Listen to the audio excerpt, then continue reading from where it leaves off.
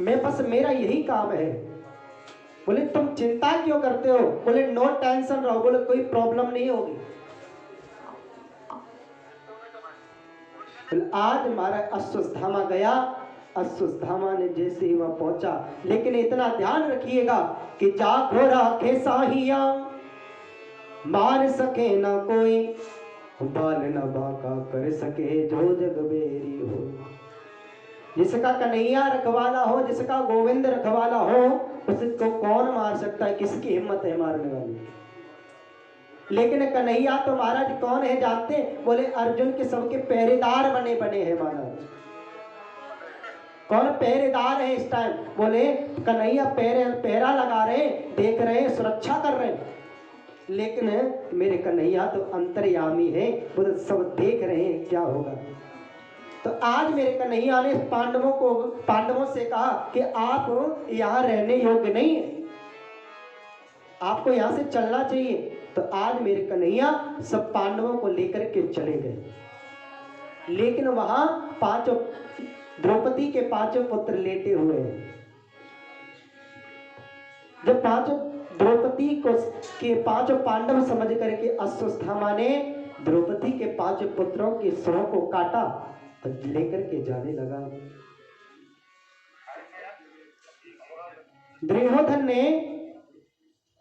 दुर्योधन से कहा मैंने आपका काम पूर्ण कर दिया। बोले पूर्ण कर दिया? बोले हाँ। बोले क्या प्रमाण है?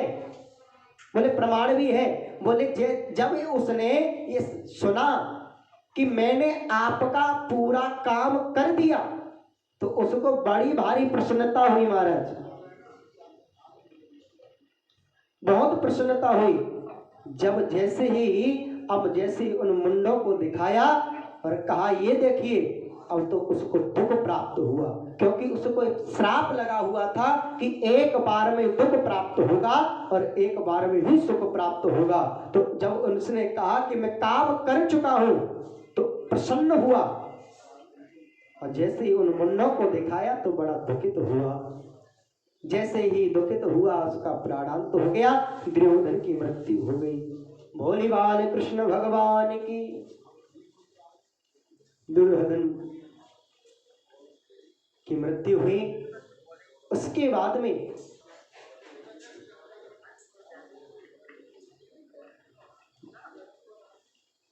लेकिन सबको पता चल गया ऐसा दुस्साहस, इतना दुष्ट कर्म किसने किया। लेकिन महाराज क्या किया जाए,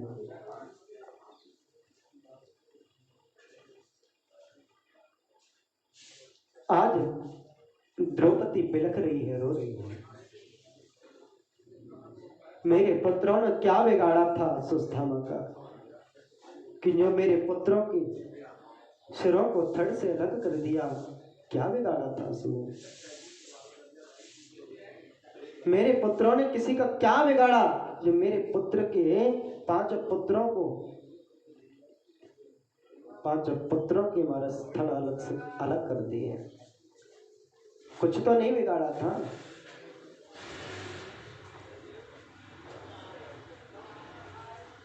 सबको बड़ा ही गुस्सा आई।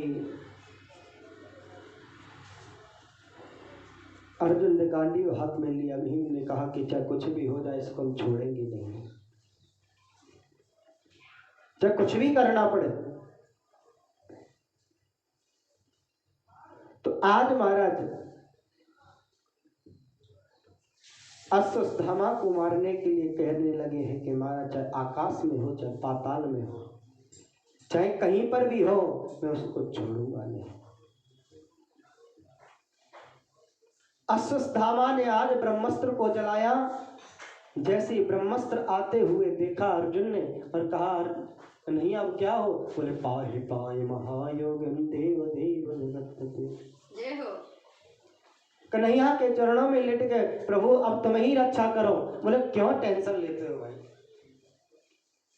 बोले नो टेंशन रहो। बोले क्यों? बोले देश से कांटे को कांटा निकालता है, वैसे भी हमारे पास भी है। बोले क्या है? बोले ब्रह्मास्त्र है। क्यों परेशान हो? आज दोनों ब्रह्मास्त्र जब चलाया, दोनों ब्रह्मास्त्र टकराए, जमीन पर गिरे और अर्जुन ने जाकर के अश्वत्थामा के केशों को पकड़ा और घसीट करके भरी सभा में लेकर के आया और कहा, द्रौपदी, आपके पुत्रों को मारने वाला एक यही अश्वत्थामा है जिसने आपके पुत्रों को मारा। अब आप ही बताइए, आप इसको क्या दंडित करें, क्या किया जाए इसके साथ में। उन्होंने कहा, देखो जो हो चुका है उसको हम क्या बताते हैं।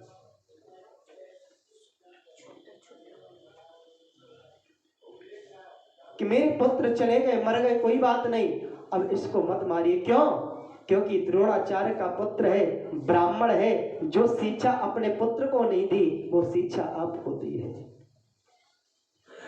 इसलिए आप इसको मारिएगा मत। तो उन्होंने कहा, बड़ी आपके अंदर तो बड़ा प्रेम उमड़ रहा है।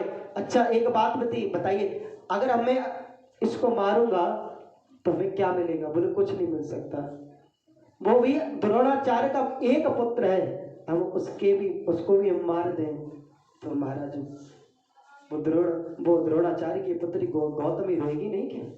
बताइए, वो भी रोएगी ना, वो भी एक माँ है। हमारे पुत्र मरे गए कोई बात नहीं, हम समझ लेंगे कि कोई मर गए तो क्या हुआ, चले गए तो क्या हुआ, लेकिन आज अश्वत्थामा को पकड़ करके भरी सभा में लाया गया। तो कहा, सबने कहा किसको मार दो मार दो, सबने कहा, लेकिन द्रौपदी कहती है कि मत मारो मत मारो मत मारो। क्या मिलेगा मारने से? कुछ नहीं। अर्जुन ने कहा, कन्हैया अब तुम ही बताओ क्या होना चाहिए।